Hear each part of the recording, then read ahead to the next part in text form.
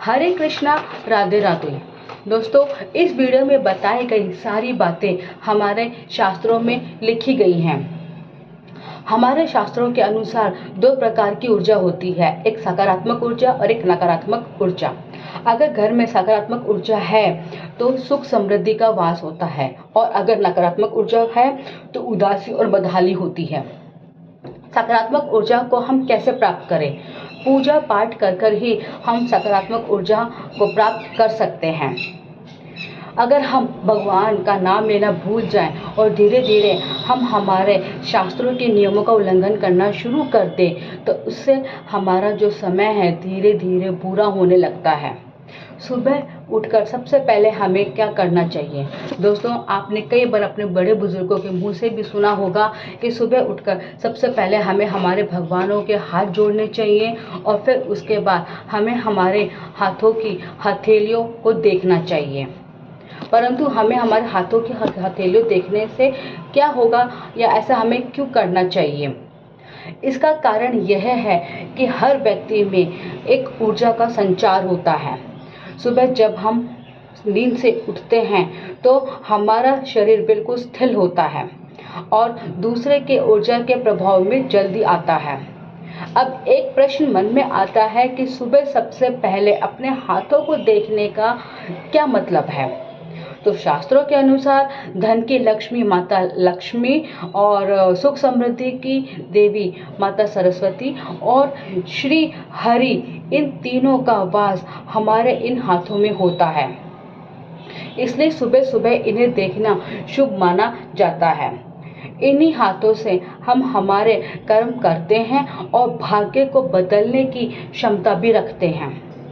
शास्त्रों के अनुसार सुबह सबसे पहले उठते ही हमें अपने पांव सीधे जमीन पर नहीं रखना चाहिए, क्योंकि हमारे पांव सबसे पहले धरती पर टिकते हैं और धरती को हमारे शास्त्र में माता का रूप दिया गया है।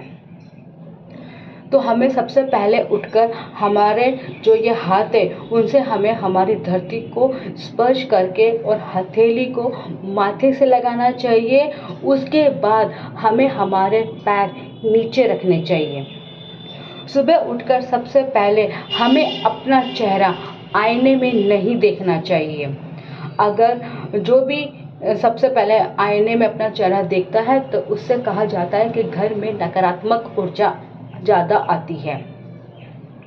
सुबह नहाने के बाद पूजा पाठ हमें ज़रूर करना चाहिए। अगर काम में देरी हो रही है तो कम से कम आप धूप बत्ती और अगरबत्ती भी कर सकते हैं। अगर आप पूजा पाठ नहीं कर पा रहे हैं काम में देरी की वजह से, तो आप धूप बत्ती और अगरबत्ती भी खाली कर सकते हैं। घर और एक चीज़ और कि हमारे जो घर का मंदिर है वो हमें हमेशा साफ रखना चाहिए। तो दोस्तों, इससे हमें ये पता चला इस वीडियो से कि हमारे शास्त्रों में किन किन बातों को लिखा गया है कि सुबह उठकर हमें सबसे पहले क्या करना चाहिए।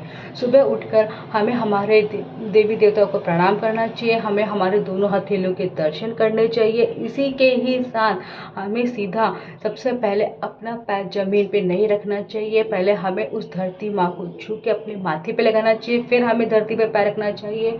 और जो आखिरी काम हमें हमारे सुबह करने चाहिए वो है कि हमें सुबह नहा धो के अपने घर में पूजा पाठ जरूर करनी चाहिए। अगर काम ज़्यादा है, आप उस चक्कर में पूजा पाठ नहीं कर पाएंगे ज़्यादा लंबी, तो आप खाली धूप बत्ती और अगरबत्ती भी कर सकते हैं।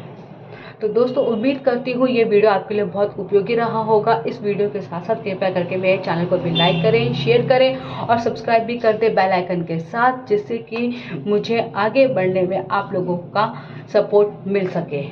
धन्यवाद।